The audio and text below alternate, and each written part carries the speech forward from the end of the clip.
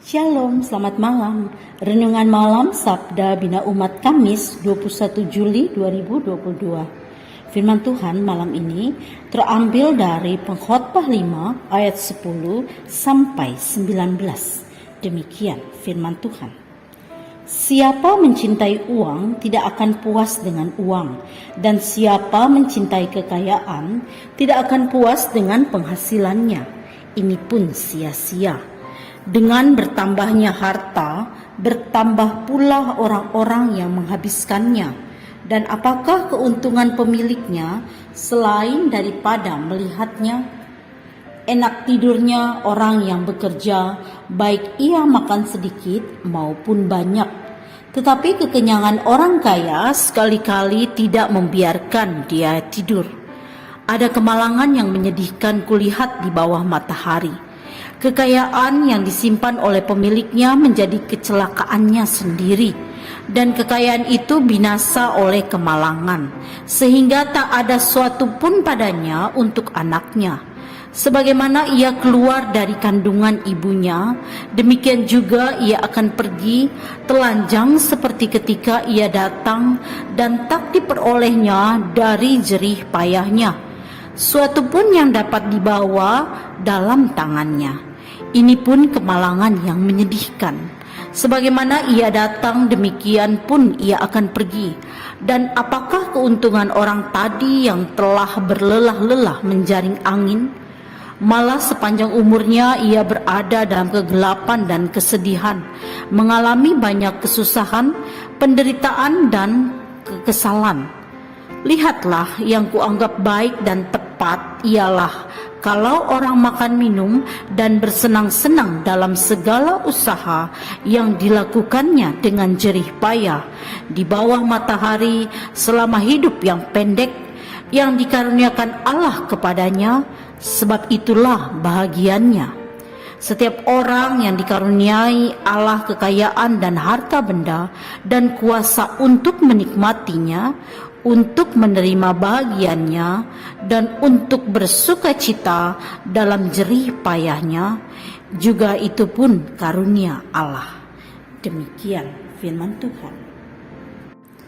Renungan malam ini bertema tidur nyenyak. Seharian kita telah beraktivitas, banyak pekerjaan sudah dilakukan, dan sekarang waktunya rehat, waktunya tidur.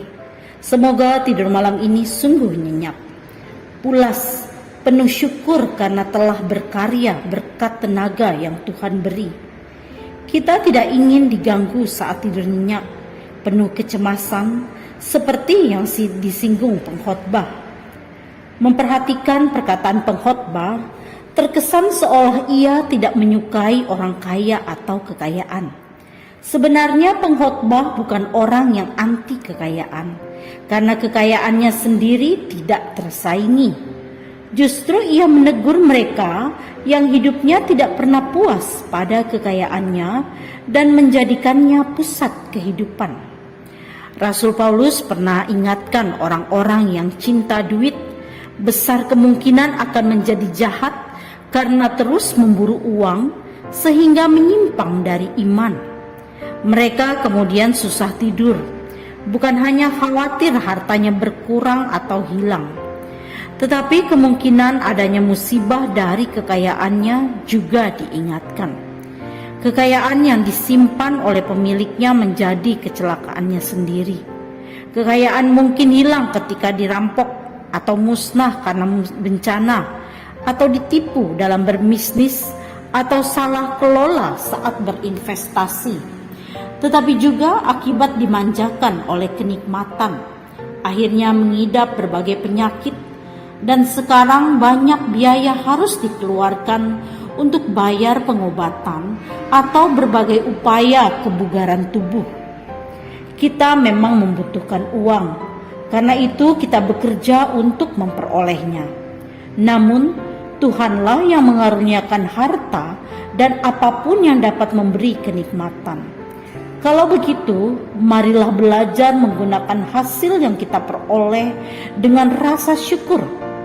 Bila kegembiraan dapat dibangun dari kondisi yang ada, semoga ini menolong kita terbebas dari ketertekanan akan hari-hari yang pendek. Damailah hati kita setiap saat. Selamat tidur. Doa malam ini, terima kasih Tuhan, hasil kerja yang kami peroleh asalnya dari-Mu. Ajarlah kami bersyukur serta bijak mengelolanya. Karena bila itu pemberian-Mu, biarlah cukup adanya bagi keberadaan kami. Amin. Demikianlah renungan malam ini.